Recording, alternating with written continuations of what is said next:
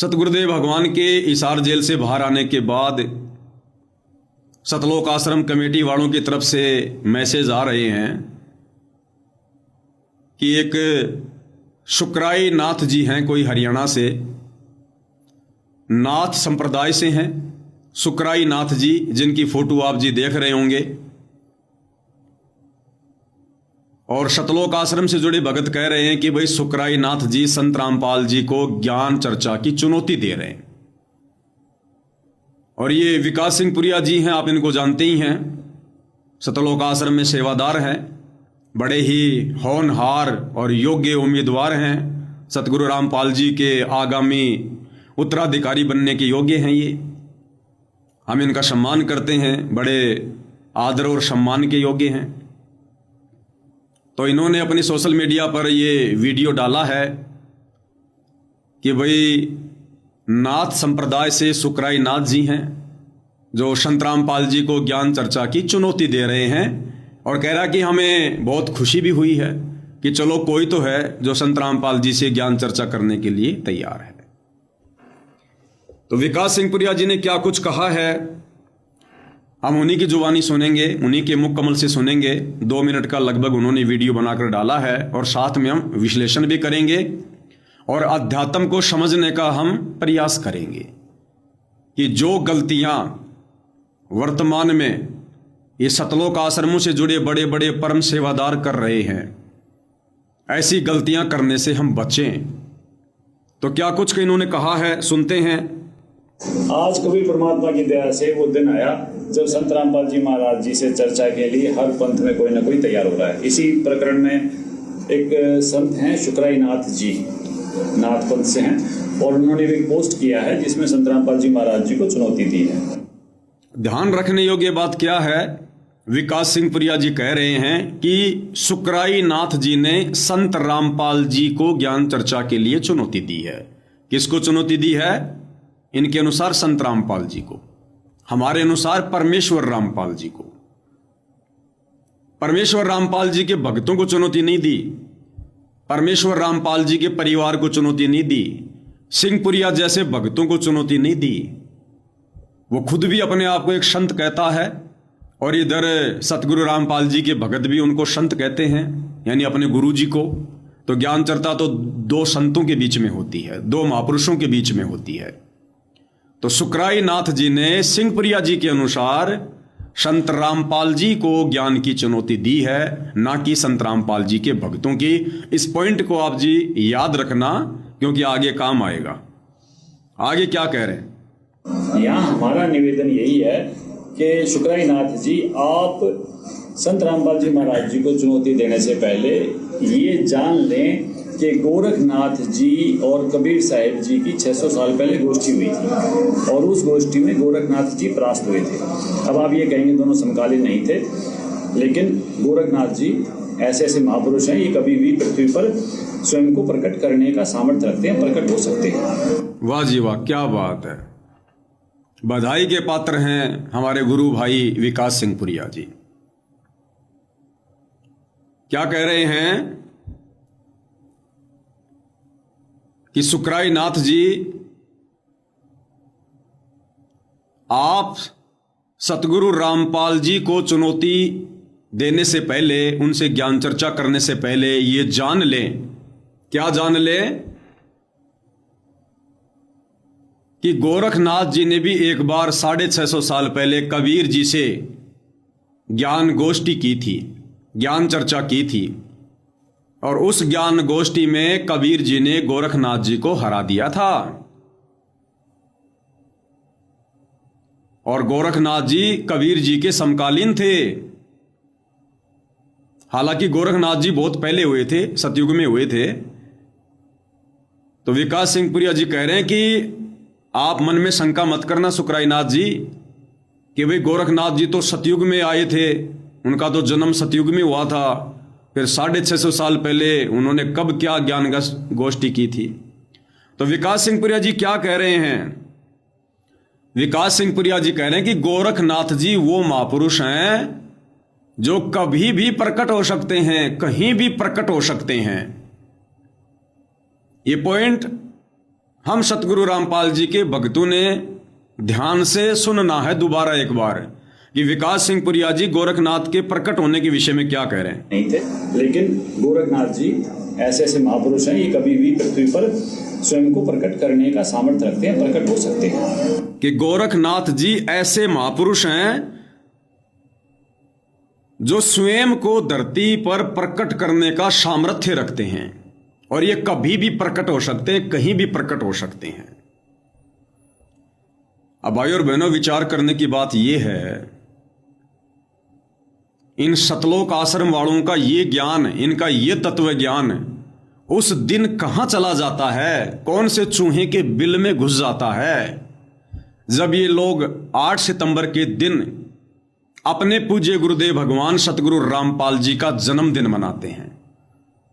इनका यह तत्व ज्ञान उस दिन कहां दौड़ जाता है, जब ये बात बात पर लोगों को कहते हैं कि संत रामपाल जी का तो जन्म हुआ है, संत रामपाल जी का जन्म किसान परिवार में हुआ है, संत रामपाल जी की माता का नाम इंद्रो देवी है, संत रामपाल जी के पिता का नाम नंदराम है, इनका तो जन्म हुआ है।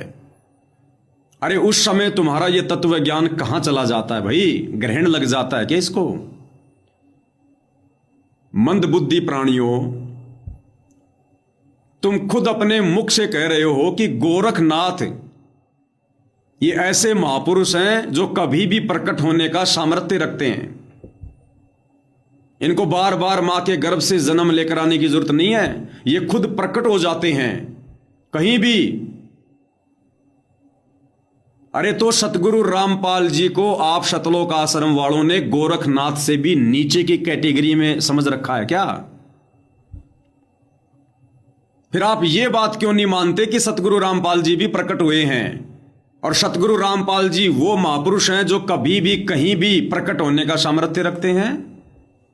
जब हम साध संगति से जुड़े हुए सत्सेवक भाई बहन सतगुरु का प्रकट दिवस मनाते हैं और चिल्ला चिल्ला कर उनकी महिमा करते हैं कि सतगुरु रामपाल जी का जन्म नहीं हुआ, इनकी कोई माता नहीं, इनका कोई पिता नहीं है, ये केवल एक लीला है परमेश्वर जी की। इंद्रो देवी और भगत नंदराम उनके मुंह बोले माता पिता हैं। ये परमेश्वर सांसारिक लोगों को धोखा देने के लिए गर्भ से आने वाली लीला करते हैं, असल में ये प्रकट होते हैं। उस समय ये सतलोक आश्रम वाले कहते हैं कि साध संगति वाले तो पागल हैं, गुरु जी को कह रहे हैं गुरु जी तो प्रकट हुए हैं। अरे गुरु जी का तो जन्म हुआ है, धनाना में हुआ है, फलाना है, दिखना है। और आज ये खुद अपने मुख से कह रहे हैं कि गोरखनाथ क्या है? गोरखनाथ अध्यात्म में क्या है? गोरखनाथ गोरखनाथ तो कबीर भगवान के भक्तों के पैर के नाखून के बराबर भी नहीं है, तत्व ज्ञान में, आध्यात्मिक ज्ञान में, भक्ति मार्ग में। और जब वो गोरखनाथ भी सतलोक आश्रम वालों के अनुसार कहीं भी प्रकट हो सकता है, प्रकट होने का सामर्थ्य रखता है, तो भाई सतगुरु रामपाल जी के पास वो सामर्थ्य नहीं है क्या प्रकट होने का? तो ये लोग खुद गोरखनाथ से भी नीची कैटेगरी का संत सतगुरु रामपाल जी को मानते हैं। कौन? ये सतलोक आश्रम वाले, सतगुरु रामपाल जी के परिवार वाले, ये सतलोक आश्रमों में बैठे बड़े बड़े परम भगत। तो इनकी करनी और कथनी में भाई और बहनों कितना अंतर है। इन्होंने कभी अपने गुरुदेव के लिए यह बात नहीं कही आज तक कि हमारे पूज्य गुरुदेव परमेश्वर रामपाल जी कहीं भी प्रकट होने का सामर्थ्य रखते हैं, और वे प्रकट हुए हैं। इन्होंने कभी भी दृढ़ता के साथ ये बात नहीं कही आज तक।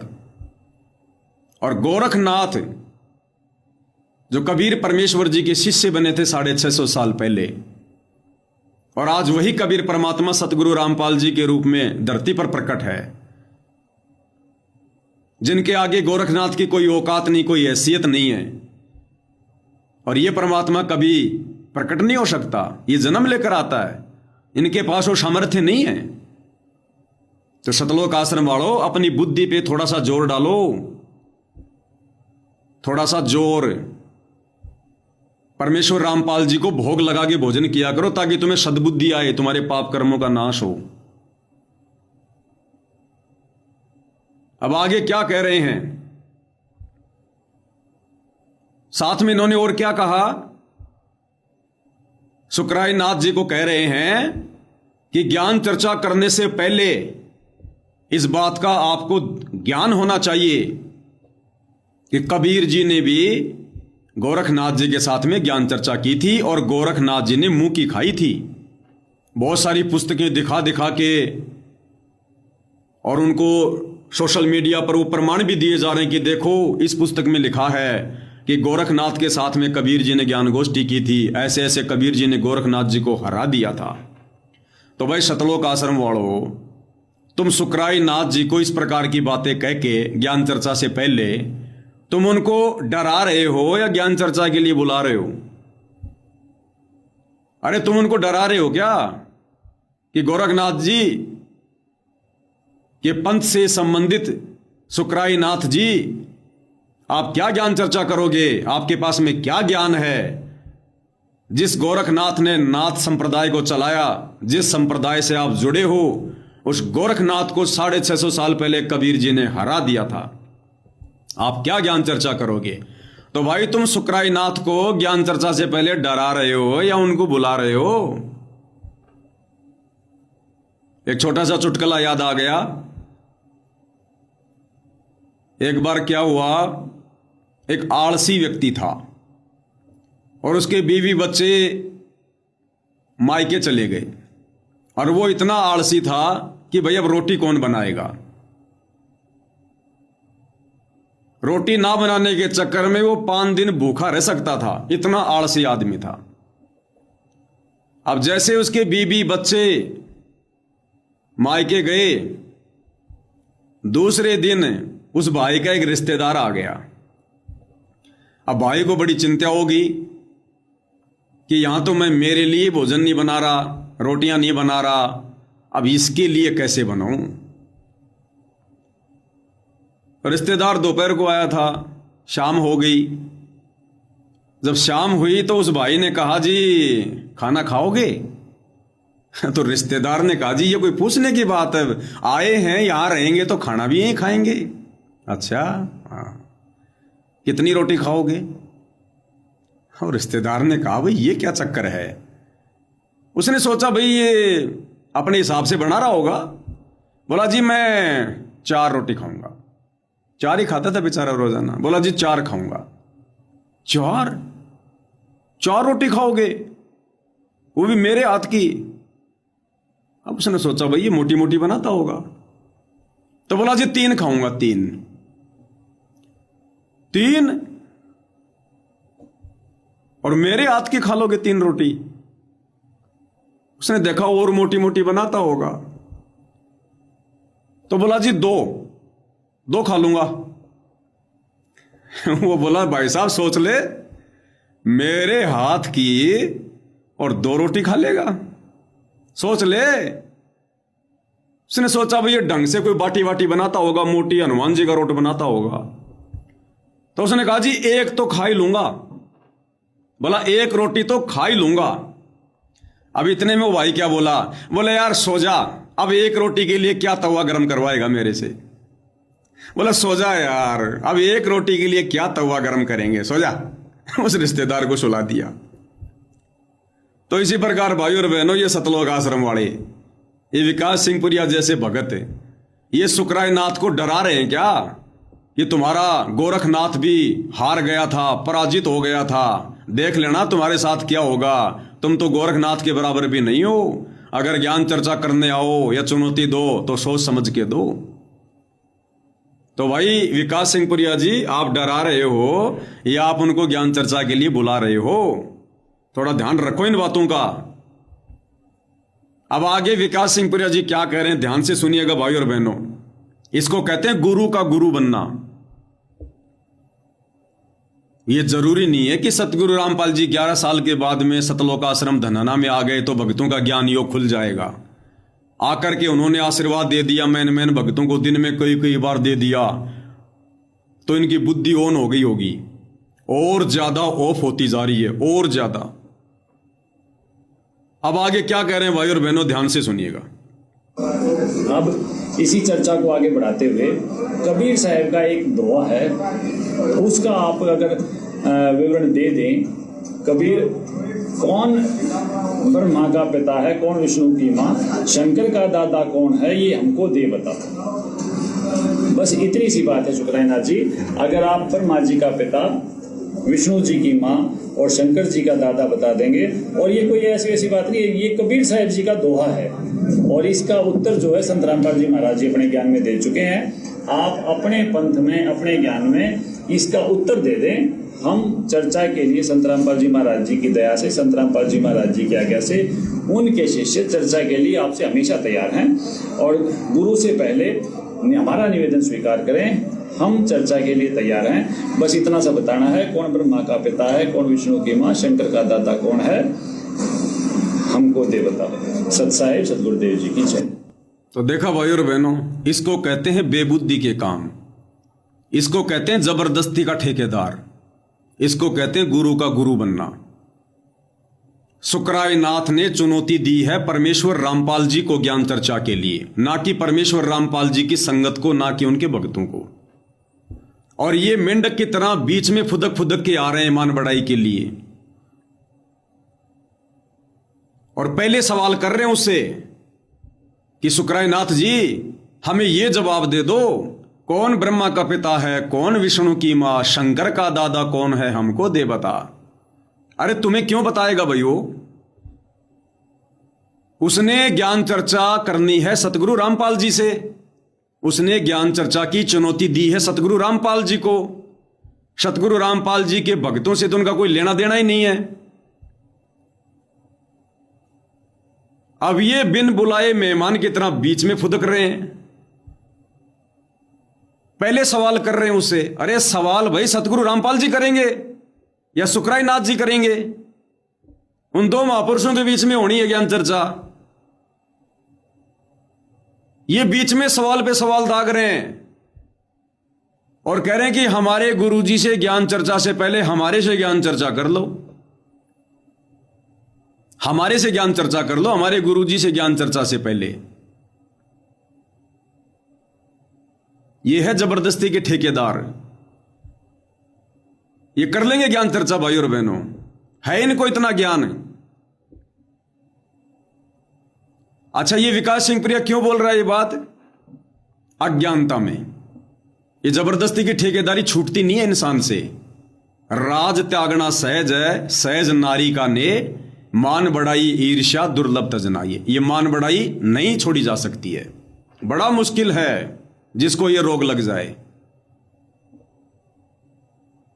कह रहा है हमारे गुरुजी से ज्ञान चर्चा करने से पहले हमारे से कर लो।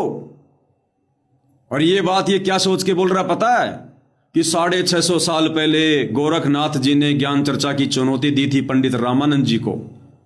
तो कबीर जी जो उस समय 10 वर्ष के थे, तो कबीर जी ने कहा कि गोरखनाथ मेरे गुरुजी से ज्ञान चर्चा करने से पहले मेरे से कर, मेरे गुरु तक बात में पहुंचना। तो उस सत्संग को आधार बनाकर ये विकास सिंह पुरिया कह रहा है कि पहले हमारे से ज्ञान चर्चा कर, यानी मेरे से ज्ञान चर्चा कर पहले। अब इन अकल के अंधों को इस बात का नहीं पता कि 650 साल पहले जो कबीर परमेश्वर जी ने यह बात कही थी कि गोरखनाथ जी मेरे गुरुजी से ज्ञान चर्चा करने से पहले मेरे से ज्ञान चर्चा कर। क्यों कही थी कबीर परमात्मा ने? क्योंकि कबीर परमात्मा जी को पता था कि इस ज्ञान चर्चा में पंडित रामानंद जी हारेंगे, क्योंकि ये तो सिद्धि से बात करेगा, ये तो चमत्कार दिखाएगा। दुनिया चमत्कार को नमस्कार करती है, दुनिया को ज्ञानवान से कोई लेना देना नहीं है। और मेरे मुंह बोले गुरुदेव पंडित रामानंद जी हार जाएंगे लोगों की नजरों में। इसलिए उस अंतर्यामी ने सब कुछ पहले जान लिया था, तो यह सोचकर कहा था कि मेरे गुरुजी से पहले मेरे से ज्ञान चर्चा कर। अब भाई विकास सिंह पुरिया, अब हो सकता है भाई अगर आप अंतर्यामी हो और आपने अपनी दिव्य दृष्टि से यह देख लिया हो कि भाई शुक्राईनाथ के साथ ज्ञान चर्चा में सतगुरु रामपाल जी तो हारेंगे, हो सकता है यह सोचकर आप जी ने शुक्राईनाथ जी को पहले बोल दिया हो कि मेरे गुरु जी तक पहुंचने से पहले हमारे से ज्ञान चर्चा करो। हो सकता है आपकी दिव्य दृष्टि खुल गई हो भाई कि सतगुरु रामपाल जी तो ज्ञान चर्चा में हारेंगे, इसलिए भाई मैं बीच में आ जाता हूं।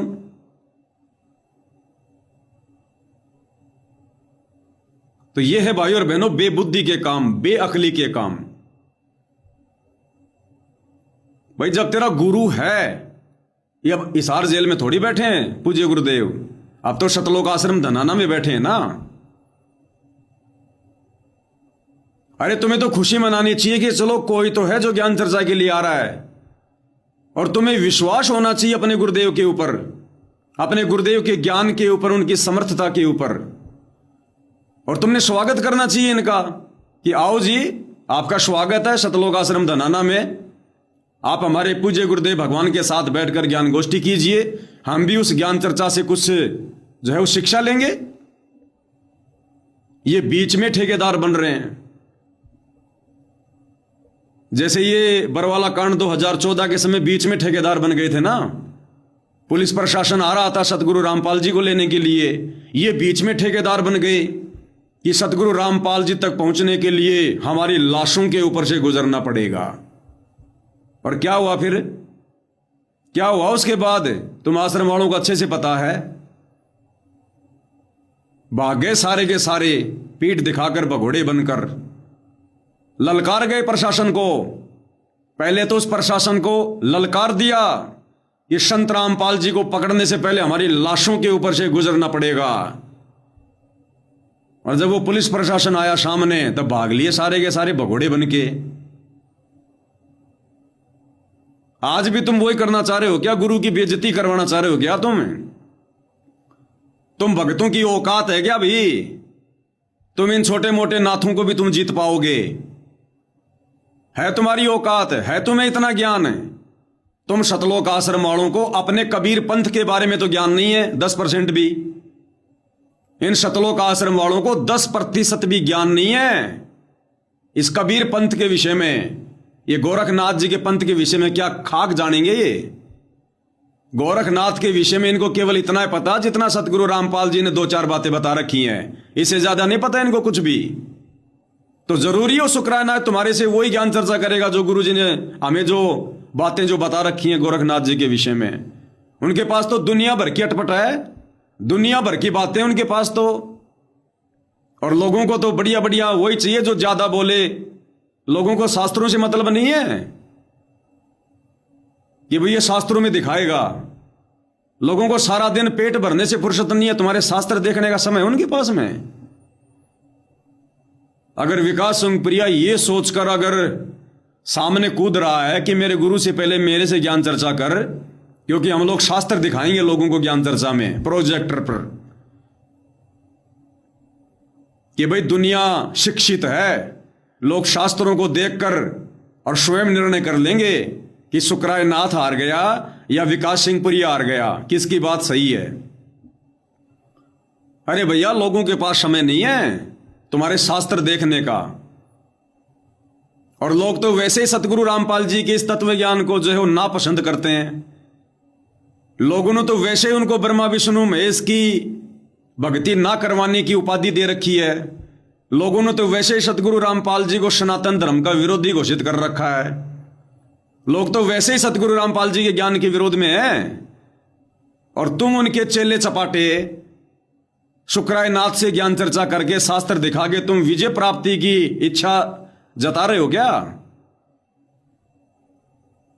अरे ये जो मान सम्मान के प्रोग्राम हो रहे थे, इन मान सम्मान के प्रोग्रामों में और जिन लोगों का तुमने मोटर पाइप दे दे के, जिन लोगों पर करोड़ों रुपए बर्बाद करके, जिन लोगों के तुमने खेतों का पानी निकाला था, वो लोग, वो गांव वाले भी तुम्हारे भगवान का जयकारा तक पसंद नहीं करते।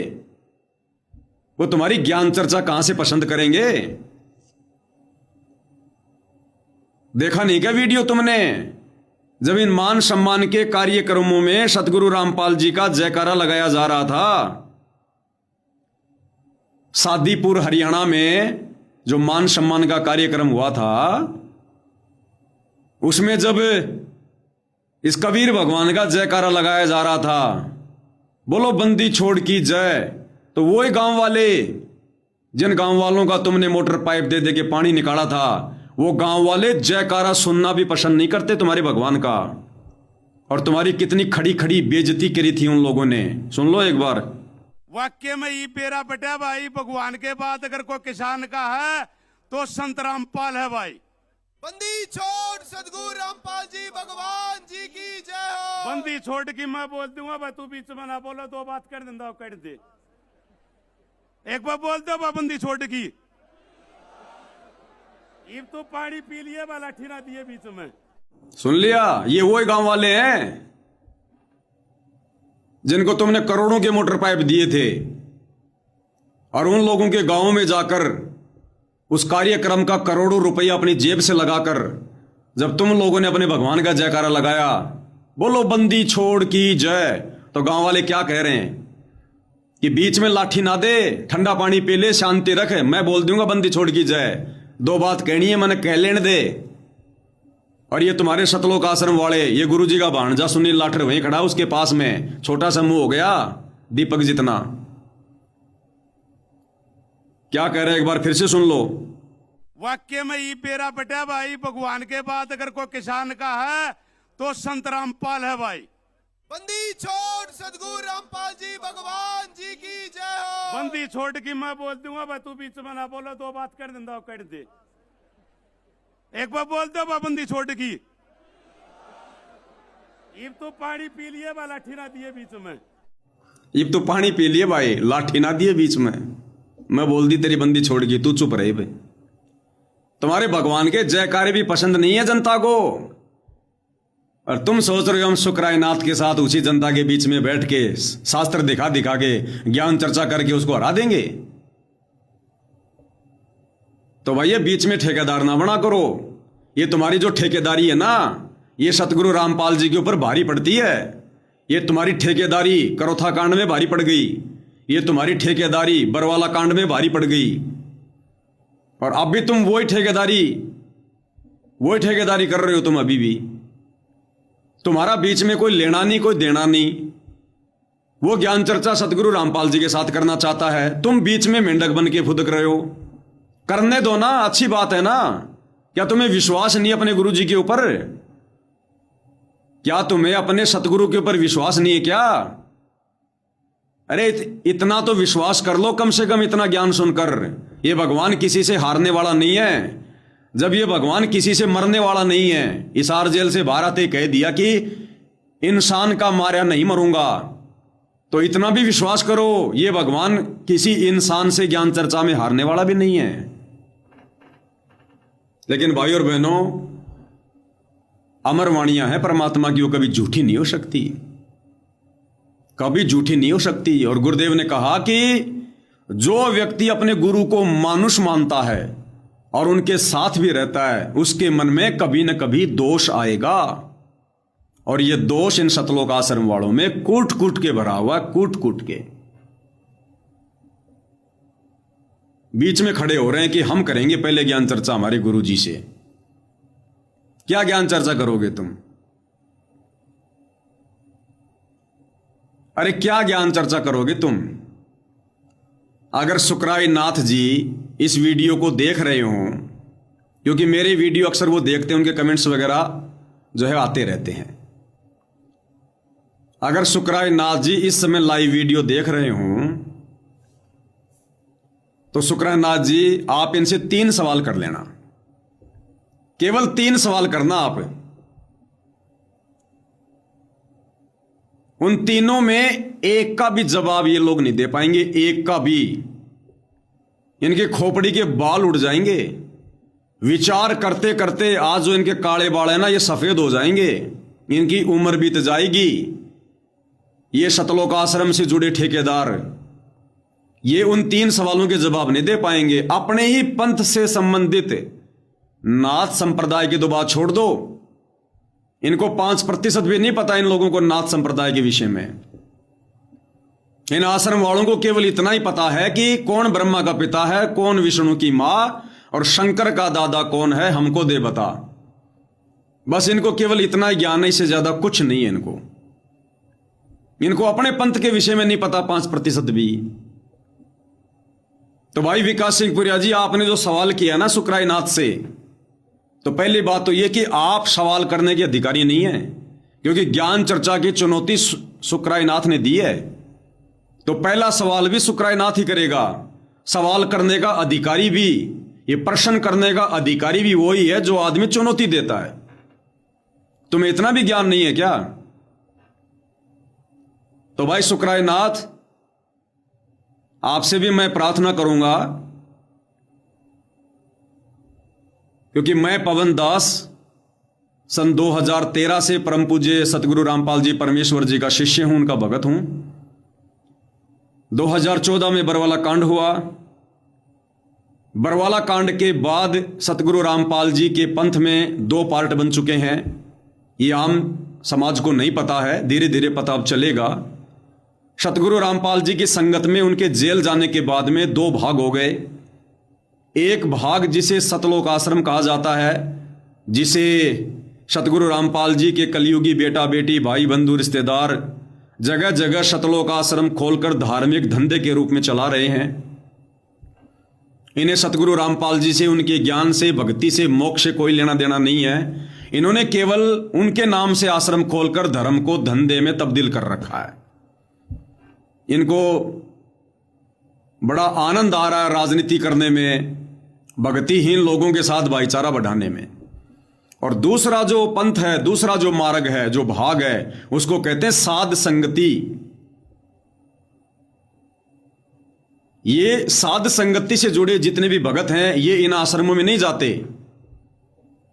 ये सतगुरु रामपाल जी के परिवार के तानाशाही आदेशों को नहीं मानते। साध संगति से जुड़े भगत अपने गुरु जी के सत्संगों को आधार बनाकर भक्ति करते हैं, अपने गुरु जी के वचन और मर्यादा में रहकर भक्ति करते हैं। अपने गुरु के अलावा हम और किसी की नहीं मानते हम। तो 2 पार्ट बने हुए हैं। तो आप इनसे 3 सवाल कीजिएगा। सबसे पहला सवाल आप इनसे यह करना कि आप भक्तों का इष्ट देव कौन है। आप सतगुरु रामपाल जी के भक्तों का, उनके फॉलोवर का इष्ट देव कौन है, पूज्य देव कौन है, आराध्य देव कौन है, आपका भगवान कौन है। तो इनका एक ही जवाब होगा, कबीर जी। कबीर साहेब हमारे इष्ट देव हैं, हमारे पूज्य गुरुदेव हैं, कबीर जी। ठीक है। फिर आप इनसे सवाल करना, यदि आपके इष्ट देव, आराध्य देव, आपके भगवान यदि कबीर देव हैं, तो कबीर जी ने 650 साल पहले धर्मदास जी से कबीर सागर में लिखवाया है कि 12वें पंथ हम ही चल आवें और सब पंथों को मिटाकर एक ही पंथ चलावें। कि जो 12वां पंथ होगा आदरणीय गरीबदास जी का, उस 12वें पंथ में आगे चलकर मैं कबीर खुद ही आऊंगा और एक नया पंथ चलाऊंगा, 13वां। तो शुक्रानाथ जी, आप इन सतलोक आश्रम से जुड़े भक्तों से पूछना कि भाई अगर तुम्हारे इष्ट देव अगर कबीर जी हैं, तो कबीर जी ने तो 650 साल पहले कबीर सागर में 5वें वेद सूक्ष्म वेद में अपनी अमरवाणी में लिखवाया है कि 12वें पंथ हम ही चल आवें, कि मैं कबीर खुद ही 12वें पंथ में चल के आऊंगा और सब पंथों को मिटाकर एक पंथ चलाऊंगा। तो बताओ भाई, आदरणीय गरीबदास जी के 12वें पंथ में कबीर जी कौन से दिन आए, कब आए, किस डेट को आए, वो समय बताओ।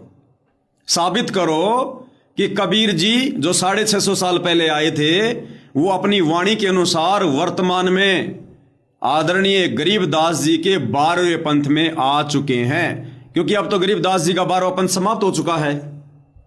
12वें पंथ के जो अंतिम जो गुरु थे, संत थे, आदरणीय रामदेवानंद जी, वो अपना शरीर छोड़ चुके हैं। अंतिम गुरु थे वो 12वें पंथ के। तो 12वां पंथ तो समाप्त हो चुका है और कबीर जी ने कहा कि मैं तो 12वें पंथ में आऊंगा। तो 12वें पंथ में कबीर जी कब आए, कौन से दिन आए, पहले तो मुझे इस बात का जवाब दो। तो शुक्रानाथ जी, इन सतलोक आश्रमों से जुड़े भक्तों की चप्पल घिस जाएगी, इनके दिमाग के फ्यूज उड़ जाएंगे। ये अपने ही पंथ के विषय में आपको इस सवाल का जवाब नहीं दे पाएंगे, साबित ही नहीं कर पाएंगे ये।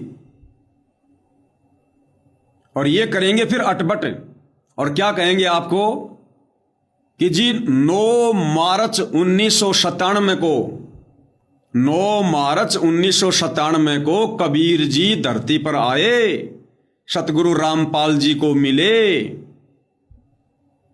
और सतगुरु रामपाल जी को तो उन्होंने आकाश मार्ग से सह शरीर उड़ाकर सतलोक भेज दिया, और उसके बाद से संत रामपाल जी के चोले में कबीर जी खुद लीला कर रहे हैं। तो भाई 9 मार्च 1997 को आए। तो शुक्रानाथ जी आप इनसे 2 सवाल करना कि पहले तो मुझे इस बात का प्रमाण दो, पहले तो मुझे इस बात का प्रमाण दो कि 9 मार्च 1997 को तुम्हारे गुरुदेव सतगुरु रामपाल जी को सतलोक से आकर कोई कबीर भगवान मिला। किसने देखा, किसके सामने मिले, कहां प्रमाण है, साबित करो। अब ये क्या करेंगे, ये आपको सतगुरु रामपाल जी के द्वारा लिखी गई एक पुस्तक है आध्यात्मिक ज्ञान गंगा, उसमें दिखाएंगे कि देखो हमारे गुरु जी ने यहां लिखा हुआ है। अरे भैया, ज्ञान चर्चा में गुरु के द्वारा लिखी गई बातों को नहीं माना जाता। किसी शास्त्र में प्रमाण दिखाओ जो 400 साल पुराना हो, 500 साल पुराना हो, 1000 साल पुराना हो। वेदों में लिखा हो कि संत रामपाल जी को ऐसे ऐसे कबीर जी आकर मिले थे उस नहर के ऊपर। गीता में कहीं लिखा हो। जो व्यक्ति सतगुरु रामपाल जी से ज्ञान चर्चा करने आएगा वो सतगुरु रामपाल जी के द्वारा लिखी गई बातों को थोड़ी मानेगा। अगर वो सतगुरु रामपाल जी को इतना बड़ा महापुरुष मानता है, उनके ज्ञान के आगे नतमस्तक है, तो ज्ञान चर्चा की चुनौती नहीं देगा। तो इन लोगों से इस बात का प्रमाण मांगना कि कौन से शास्त्र में लिखा हुआ भाई कि 9 मार्च 1997 को कबीर जी सतलोक से चलकर कि 12वें पंथ हम ही चल आवें, सब पंथों को मिटाकर एक पंथ चलावें। उस मातन हेल नहर के ऊपर दिन के 10 बजे सतगुरु रामपाल जी को कबीर जी आकर मिले।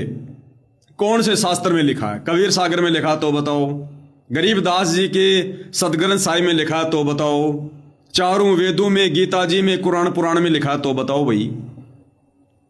और किसके सामने मिले? कोई गवाह पेश करो। वहीं फ्यूज हो जाएंगे ये। कोई प्रमाण नहीं इनके पास में किसी भी प्रकार का। दूसरा सवाल फिर यह करना कि तुम कह रहे हो कि 9 मार्च 1997 को कबीर जी सतलोक से चलकर सतगुरु रामपाल जी को हरियाणा की मातन हेल नहर के ऊपर दिन के 10 बजे आकर मिले। तो फिर आप इनसे सवाल करना कि भैया पहले मेरा क्या प्रश्न है, ध्यान से सुन लो। मुझे सिकली मत सुनाओ, अटपट मत सुनाओ।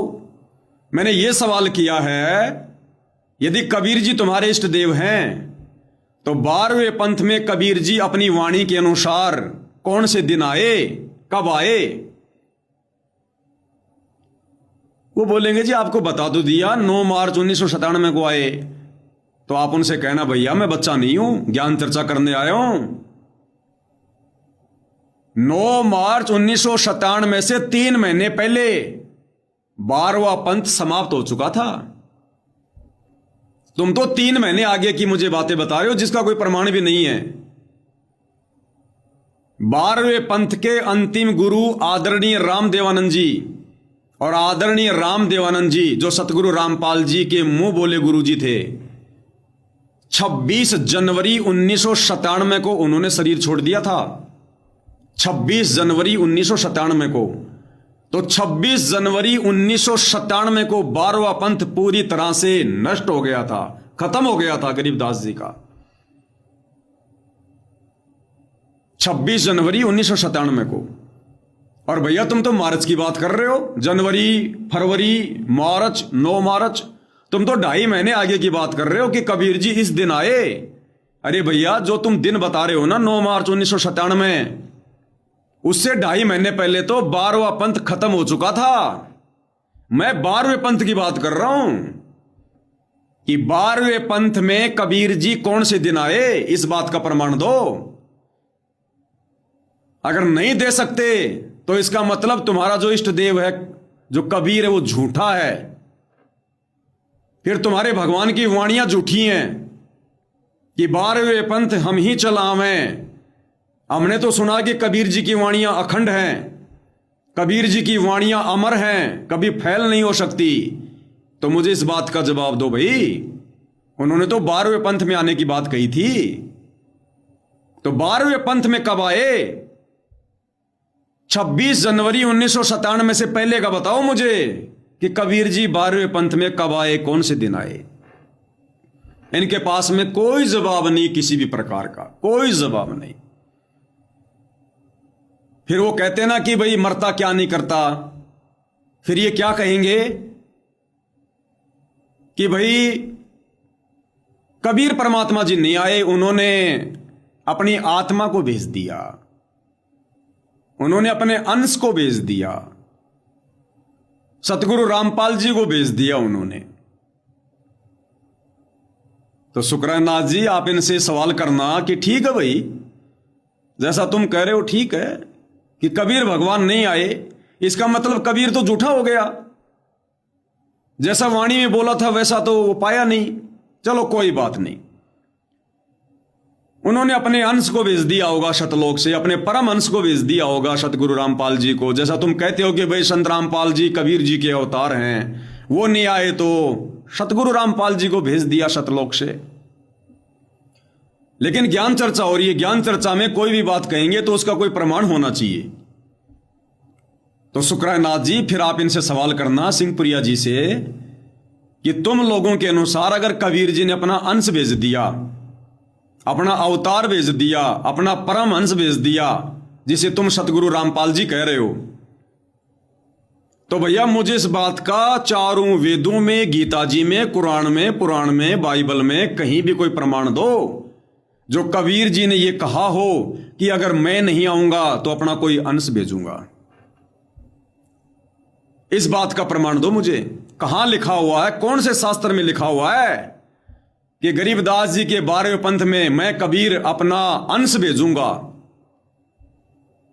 इस बात का दे दो मुझे कोई प्रमाण। अगर कहीं लिखा हुआ तो हम तो मान लेंगे आपकी बात है, शास्त्रों से प्रमाणित कर दो। इस बात का भी इनके पास में कोई प्रमाण नहीं होगा किसी भी प्रकार का। फिर भी मान लो अगर ये अपनी बात पर डटे रहते हैं, जोर जबरदस्ती करते हैं कि नहीं नहीं नहीं, हमारे गुरु जी सतगुरु रामपाल जी खुद ही कबीर भगवान हैं, ये खुद ही परमात्मा है, तो शुक्रानाथ जी आप इनसे फिर सवाल करना कि ठीक है भाई, चलो तुम्हारी ये बात मान ली कि तुम्हारे गुरुदेव सतगुरु रामपाल जी खुद कबीर हैं, तो भैया भगवान के लक्षण क्या होते हैं, भगवान की पहचान क्या होती है, मुझे ये बता दो। भगवान प्रकट होता है या मां के गर्भ से जन्म लेके आता है? शुक्रानाथ जी आप इनसे पूछना विकास सिंहपुरिया से कि हमारे गोरखनाथ जी को तुम कह रहे हो ना कि 650 साल पहले हमारे गोरखनाथ जी कबीर जी से ज्ञान चर्चा में हार गए थे, और फिर तुम ही कह रहे हो कि वो गोरखनाथ कभी भी कहीं भी वो प्रकट होने का सामर्थ्य रखता है।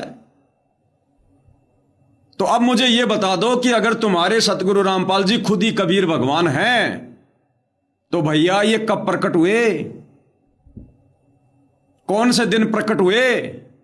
और प्रकट हुए हैं तो फिर 8 सितंबर को तुम उनका जन्मदिन क्यों मनाते हो? साबित करो कि वो प्रकट हुए हैं, साबित करो कि उनका जन्म नहीं हुआ। तुम खुद ही भोगते रहते हो सतगुरु रामपाल जी का माता का नाम ये है, उनके पिता का नाम ये है। सतगुरु रामपाल जी का जन्म तो किसान परिवार में हुआ है। तो अब ये साबित कर दो भाई, भगवान तो कभी किसी मां के गर्भ से जन्म नहीं लेता। अरे भगवान तो यहां पर आकर गंदे काम छुड़वाता है, काम क्रोध लोभ मोह अहंकार छुड़वाता है। तो क्या तुम्हारा कबीर भगवान क्या तुम्हारे गुरुदेव जिनको तुम कबीर कह रहे हो, तो तुम्हारे गुरुदेव ने तो भैया शादी करी है। तुम्हारे गुरुदेव तो काम वासना में लगे हुए थे। तुम्हारे गुरुदेव ने तो रति क्रिया करके, संभोग क्रिया करके 4 संतान पैदा कर रखी हैं। जबकि कबीर भगवान तो इन चीजों से दूर रहता है। कबीर भगवान कभी किसी स्त्री से संग नहीं करता। कबीर भगवान काम, क्रोध, मोह, लोभ, अहंकार में नहीं सड़ता। कबीर भगवान जो स्त्री संग नहीं करता, फिर बच्चे कहां पैदा करेगा? तो साबित करो विकास सिंह पुरिया जी। तुम कह रहे हो ना हमारे गुरु जी खुद ही कबीर भगवान है, तो साबित कर दो। ज्ञान चर्चा तो आगे करेंगे, बाद में करेंगे, पहले भूमिका तो तैयार करो।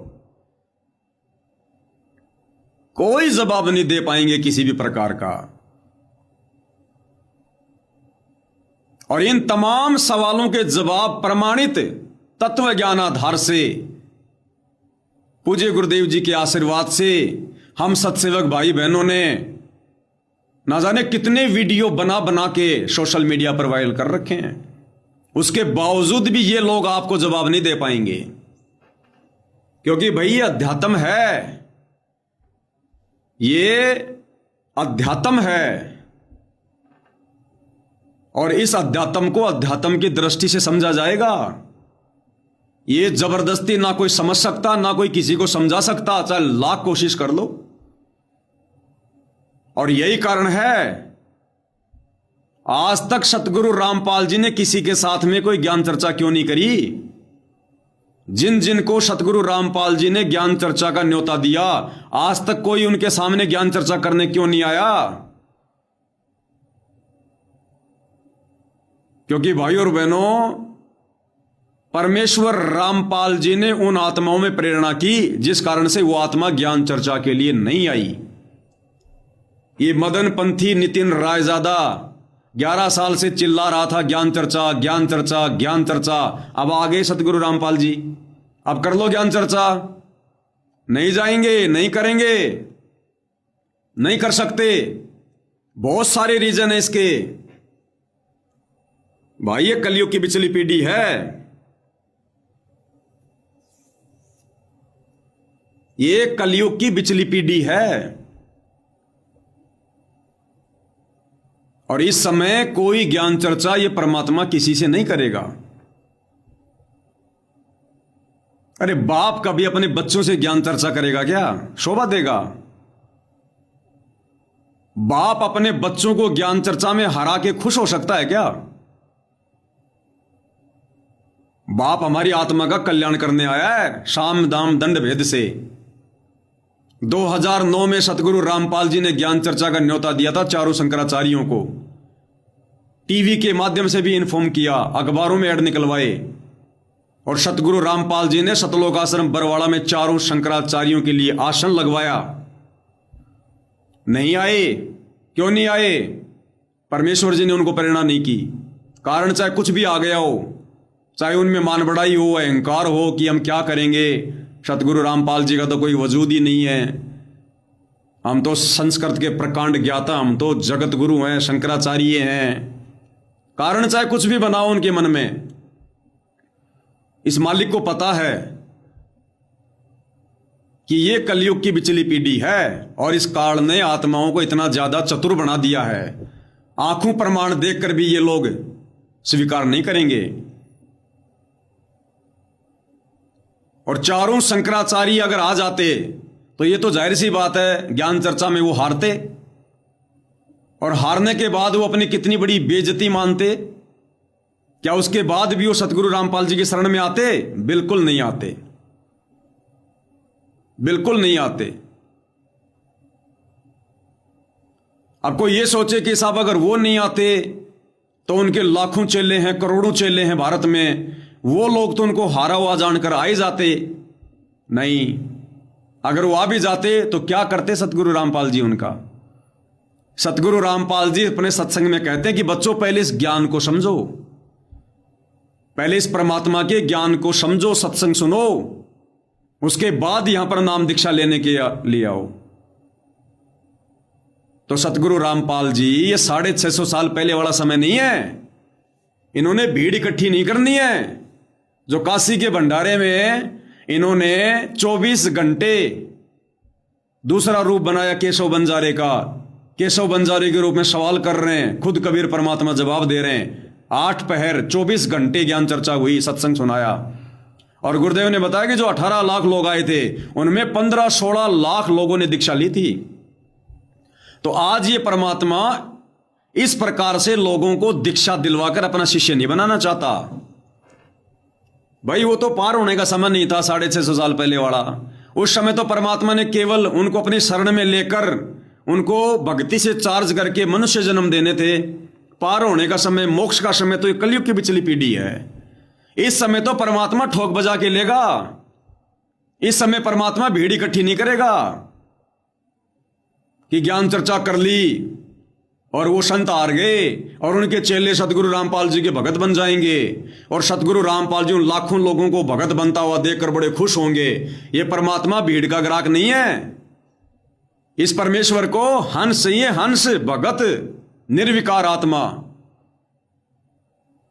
जिनका टारगेट सतलोक हो, जिनको आत्म कल्याण करवाना हो, वो तो एक मजबूरी हो गई। फिर अगर ज्ञान चर्चा में यह शर्त हो गई कि मैं हारूंगा तो मेरे शिष्य तुम्हारे भगत बनेंगे, तुम हार गए तो तुम्हारे चेले मेरे भगत बनेंगे, तो इस प्रकार से सतगुरु रामपाल जी भीड़ इकट्ठा नहीं करना चाहते। वो तो मजबूरी में नाम दीक्षा हुई फिर कि भाई हमारे गुरु जी हार गए शंकराचार्य जी, और अब हमने तो हमारे गुरु जी के नियम के अनुसार बाबा रामपाल जी से दीक्षा लेनी पड़ेगी। वो क्या न्याल करेंगे वो जो रोते रोते नाम दीक्षा लेंगे। तो ये परमात्मा इस प्रकार से कलयुग की पिछली पीढ़ी में भीड़ इकट्ठा करने नहीं आया है।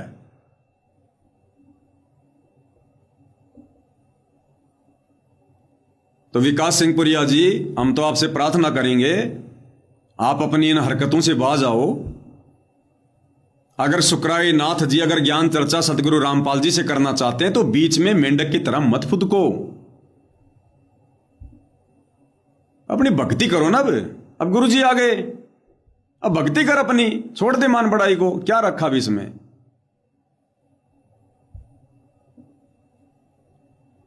और दूसरी बात सुकरायनाथ जी, मुझे तो बेटर एक्सपीरियंस है। अगर आप इन सतलोक आश्रमों में ज्ञान चर्चा के लिए जाना चाहते हो तो आपकी मौज, आपकी मर्जी। हालांकि ज्ञान चर्चा होनी नहीं है, दास को अच्छे से पता है, लेकिन फिर भी मान लो अगर आप चले जाते हैं तो भैया सोच समझ के जाना। सोच समझ के अगर चले गए किसी भी सतलोक आश्रम में ज्ञान चर्चा के लिए तो या तो आपने अपनी हार स्वीकार करनी पड़ेगी या फिर आपकी देही तोड़ के ये लोग आपसे हार स्वीकार करवाएंगे। आपको वैसे नहीं आने देंगे, ये ध्यान रख लेना इस बात का। तुम सोचो मैं ज्ञान चर्चा करके आ जाऊंगा, सतगुरु रामपाल जी को हरा के आ जाऊंगा। ये तो कह रहा आपकी अपनी मन की बातें हो सकती हैं, उनको हराने का तो किसी ने सौपन में विचार भी नहीं करना चाहिए, क्योंकि वे हमारे पिता हैं, हमारे बाप हैं, सभी आत्माओं की उत्पत्ति करता है। ठीक है, अभी आप उनके ज्ञान से अपरिचित हैं, आप कुछ भी सोच सकते हैं, लेकिन ऐसे परमपिता परमेश्वर को यह कहना कि मैं ज्ञान चर्चा करना चाहता हूं आपके साथ, यह भी हमारे जीवन की बहुत बड़ी भूल है। उनसे तो ज्ञान लेना चाहिए, उनसे तो ज्ञान ग्रहण करना चाहिए। वे तो हमारी आत्मा को उद्धार करने के लिए आए हैं। उनको ज्ञान चर्चा के लिए कहना अपने जीवन को नरक बनाने के समान है। फिर भी यदि आप चले जाते हैं तो सतगुरु रामपाल जी कोई जोर जबरदस्ती तो कोई करेंगे नहीं।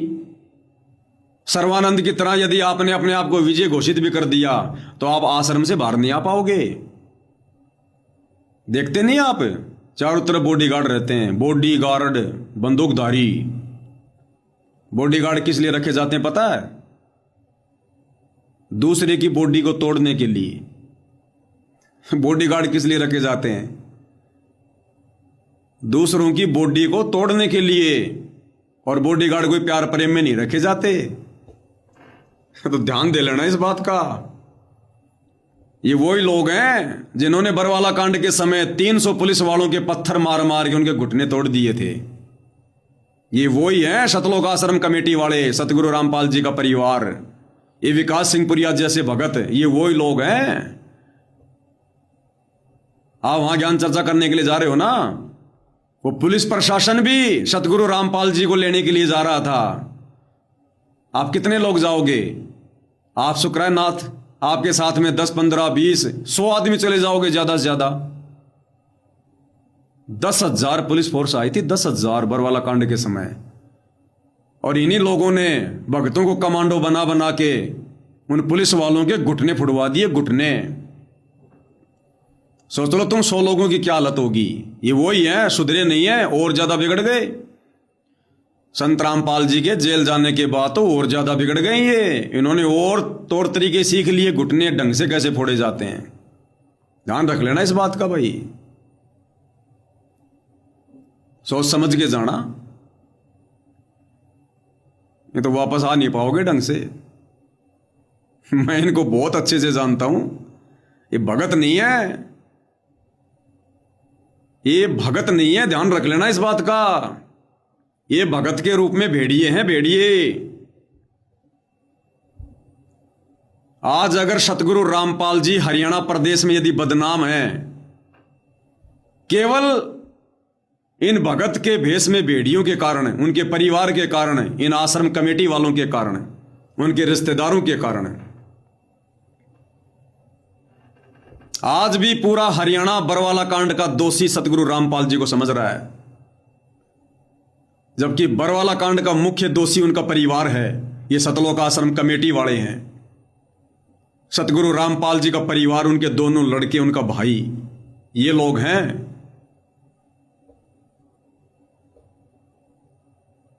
तो भाई ज्ञान चर्चा तो देखो, मेरे विचार से तो कोई आपके लिए शोभा देने वाली बात नहीं है।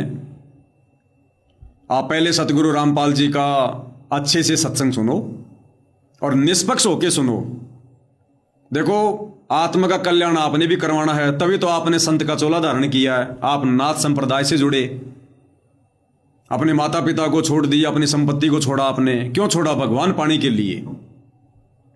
आप निकले थे अपने घर से भगत बनकर भगवान पाने के लिए, लेकिन आपको सही मार्ग मिला नहीं, ज्ञान आपको मिला नहीं। आज आप खुद ही एक भगवान की पदवी पर बैठे हैं, संत बनकर बैठे हैं। जबकि संत वो होता है जो लोगों का उद्धार करता है, और संत की भूमिका केवल कबीर भगवान खुद निभाता है, दूसरा कोई सृष्टि में नहीं है जो किसी का उद्धार कर दे, किसी का मोक्ष कर दे। तो शुक्रानाथ जी, ज्ञान आधार से आप जी खुद जो है, आप एक भटकी हुई आत्मा हो। आप पहले सतगुरु रामपाल जी के निष्पक्ष होकर ये ना सोचो कि मैं संत हूं, मुझे ज्ञान है। ठीक है, आपको जो ज्ञान है अपने लेवल पे खूब है, आपको बहुत ज्यादा ज्ञान आपको, लेकिन आप वाला ज्ञान सतगुरु रामपाल जी के ज्ञान के आगे टिकता भी नहीं है। जब गोरखनाथ जी जैसों ने अपनी हार स्वीकार करनी पड़ी, तो आप तो उनके द्वारा चलाए गए मार्ग से जुड़े हुए हो। जितना गोरखनाथ जी जानते थे, जितनी उनमें सिद्धियां थी, आज वर्तमान में धरती पर नाथ संप्रदाय से जुड़े किसी भी व्यक्ति में 1% भी नहीं है, 1% भी। और ये वही कबीर भगवान सतलोक आश्रम धनाना में बैठा है जो 650 साल पहले था। तो मेरी तो आपसे यही प्रार्थना है भाई, मैं इन आश्रम वालों की तरह कोई ठेकेदार तो बनता नहीं बीच में, मैं तो आपसे प्रार्थना कर सकता हूं। बाकी देखो, वो कहते हैं कि भाई सकल पदार्थ है जगमाही, भाग बिना नर पावत नहीं। तो आप ये ना सोचो कि मैं एक संत हूं, नाथ संप्रदाय से जुड़ा हूं, मेरे भी हजारों की संख्या में चेले हैं। आप एक जीव हैं, जैसे मैं एक जीव हूं, और मेरी कोई औकात नहीं, मेरी कोई भी शात नहीं है। ना एक सेकंड का आपका भरोसा कब आपके प्राण पखेरु उड़ जाएं, ना मेरा भरोसा कब उड़ जाएं। हम सब जीव हैं, या प्रधानमंत्री का भरोसा नहीं है, अगले पल उसके साथ क्या घटना घटित हो जाए। क्या इंदिरा गांधी को पता था इस बात का, मेरे बॉडीगार्ड मुझे मारेंगे? क्या किसी प्रधानमंत्री को, जिसका हेलीकॉप्टर की दुर्घटना में, एरोप्लेन की दुर्घटना में जिसकी मौत हो जाती है, चारों तरफ सैकड़ों बॉडीगार्ड जिसके साथ होते हैं, और वो ऊपर ही मर जाता है, अचानक से हार्ट अटैक आ जाता है? तो यहां हम सब जीव हैं, ब्रह्मा विष्णु महेश तक सब जीव संज्ञा में हैं। तो एक बार सतगुरु रामपाल जी के सत्संग सुनो निष्पक्ष होकर, कि जैसे मैं पहली बार इनके सत्संग सुन रहा हूं और मैंने तो परमात्मा पाना है। जैसे कोई ऐसा व्यक्ति जो साधु संतों की खोज करता है अपनी आत्मा के कल्याण के लिए, ऐसे जिज्ञासु बनकर आप सतगुरु रामपाल जी के कुछ दिन सत्संग सुनो। आपके मन के सारे दोष खत्म हो जाएंगे उनके प्रति। सतगुरु रामपाल जी में कोई अहंकार नहीं है, कोई मान बढ़ाई नहीं है, किसी से कोई ईर्ष्या नहीं है। वे अपने आप को बहुत बड़ा कोई ज्ञानी नहीं कहते, वो तो अपने आप को दास कह रहे हैं, सेवक कह रहे हैं। आप देख रहे हो आए दिन वीडियो में ये गांव वाले जो मान सम्मान करने के लिए सतलोक आश्रम धनाना में जा रहे हैं, तो सतगुरु रामपाल जी तो उल्टा उनके आगे हाथ जोड़ जोड़ के कह रहे हैं कि मैं तो आपका दास हूं भाई, आप लोगों का सेवक हूं और आपकी सेवा करूंगा। वो ये नहीं करे मैं भगवान हूं, मैं परमात्मा हूं, मैं बहुत बड़ा ज्ञानी हूं, मेरे से कोई ज्ञान चर्चा नहीं कर सकता। ऐसा कुछ नहीं है। वो तो हमें असल में एक ऐसे आदर्श नागरिक की भूमिका करके हमें एक अच्छा इंसान बना रहे हैं। संतों के अभिमान अहंकार तो आसपास भी नहीं होता है। तो आप उनके भक्तों के द्वारा आपको जिस प्रकार से भ्रमित किया जा रहा है, सतगुरु रामपाल जी के सतलोक आश्रम से जुड़े उन मंद बुद्धि भक्तों के द्वारा जिस प्रकार से आपको भड़काया जा रहा है, आपके खिलाफ ये पोस्ट वगैरह डाली जा रही हैं, आपसे तरह तरह के सवाल किए जा रहे हैं, इन्हें कुछ नहीं आता पता, इन्हें अपने पंथ का नहीं पता 5%। ये 3-4 सवाल मैंने आपके सामने रख दिए, आप इनसे सवाल कर लो। ये एक का भी जवाब नहीं दे पाएंगे, एक का भी। तो क्या ज्ञान चर्चा करेंगे आप लोगों से? तो आप जी ये ज्ञान चर्चा का जो भूत अगर सवार है, तो मैं तो ये कहूंगा कि इस भूत को साइड में कर दो। और अगर अपनी आत्मा का कल्याण चाहते हो, लक 84 में जाने से, गधा कुत्ता सूअर बनने से अगर बचना चाहते हो, तो भाई मौका है। धरती पर खुद कबीर भगवान प्रकट है सतगुरु रामपाल जी के नाम से। और वही बात है, गूंगा आदमी गुड़ खाकर उसका स्वाद नहीं बता सकता, महसूस कर सकता है। तो वैसे अगर देखना चाहोगे, अगर अपनी दूरबीन से, अपने अगर ज्ञान आधार से, तो कभी भी सतगुरु रामपाल जी को नहीं पहचान पाओगे। इससे बड़ा कोई लीलाधर नहीं है। ये ऐसे आंखें फाड़ फाड़ के देखने से नहीं पता चलेगा कि इसका शरीर एडवांस का है या फिर नूरी है, इनका जन्म हुआ है या फिर ये प्रकट हुए हैं, ऐसे नहीं पता चलता। ये अध्यात्म है, सूक्ष्म मार्ग है। हम लोग अपनी आंखों से सूक्ष्म जीव नहीं दे सकते, इस भगवान को कैसे देख लेंगे, कैसे पहचान लेंगे? और भगवान आएगा तो कोई सींग लगा के थोड़ी आएगा, कोई पूंछ लगा के थोड़ी आएगा, कोई अलग पहचान थोड़ी है कोई वेदों में। जो पहचान है भगवान ने सारी बता रखी है। उन्होंने इतने शास्त्र दिखा दिए, इतने प्रमाण दे दिए, हर धर्म के धर्म ग्रंथों को खोल खोल के बता दिया, जो उन धर्मों के जानकार भी नहीं बता पाए। और कैसे पहचान करोगे भगवान की? आदरणीय गरीबदास जी का सदग्रंथ साहिब, जिसमें लगभग पूरी दुनिया के सभी देशों की भाषाओं का समावेश है, और सतगुरु रामपाल जी ने पूरा का पूरा खोल के रख दिया। कौन कर सकता है खुलासा जिसमें पूरी दुनिया की भाषाओं के शब्दों का समावेश हो? कोई कर सकता है कोई परमात्मा के अलावा ये अद्भुत कार्य? लाखों करोड़ों लोग जिनका जीवन नरक बना हुआ था, डॉक्टरों ने हाथ खड़े कर लिए थे। 20-20 साल से, 30-30 साल से जिनके बच्चे नहीं हो रहे थे, 60 साल की उम्र हो गई थी, जिनकी बच्चादानी का मुंह भी बंद हो गया था, उनके घरों में उन्होंने लाल दे दिए, बच्चे दे दिए। डॉक्टर भी हैरान है कि यह चमत्कार हो गया, यह आदमी बच कैसे गया? तो आप थोड़ा विचार करो, जल्दबाजी में कोई फैसला ना लेना, नहीं तो मौका चूक जाओगे परमात्मा की शरण में आने का। क्योंकि मान बढ़ाई है ना, ये छूटती नहीं है, और जीतना उनसे किसी ने है नहीं। अरे बाप से कभी कोई जीता है क्या? ये तो बाप है, सारी सृष्टि का परमात्मा है। ये जगत गुरु किसको कहते हैं? तो मैं तो आपसे विनती कर सकता हूं, प्रार्थना कर सकता हूं। बाकी भाई जिसको ज्ञान चर्चा का भूत सवार होगा तो वो करेंगे भाई, हमारे कहने से कौन मानेगा। तो ये कुछ बातें थी, मैंने आपके सामने रख दी हैं, बाकी आपके अपने विचार हैं। और इन सतलोक आश्रम वालों के विषय में मैं तो यही कहूंगा कि जितना ये सुकराई नाथ जी गोरखनाथ जी को मानते हैं ना, अगर उतना तुम सतलोक आसन वाले अपने गुरु जी को भी मान लो, नालायको, तुम्हारा सहज में मोक्ष हो जाएगा, सहज में। लेकिन तुम इतना भी नहीं समझ पा रहे। मानोगे तो उस समय जब पहले उनको समझोगे, उनके विषय में जानोगे, उनको अपना परमात्मा मानोगे, अपना इष्ट देव मानोगे। तो थोड़ा बहुत बुद्धि विवेक से काम लो।